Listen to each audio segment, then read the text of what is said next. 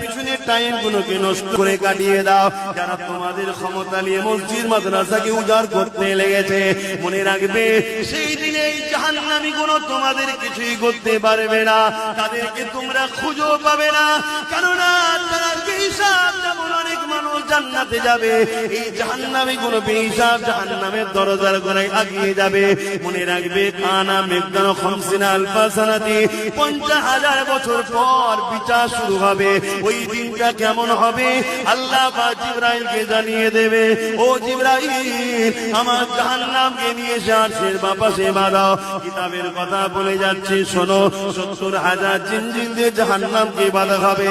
একটা জিনজিলে 70,000 ফেরেশতা ধরে রাখবে, তথাপিও জাহান্নামকে ধরে রাখতে পারবে না। লম্বা লম্বা জিহ্বা করে জাহান্নাম তেড়ে তেড়ে আসবে গুনাহগারদের ঘরে ধরার জন্য।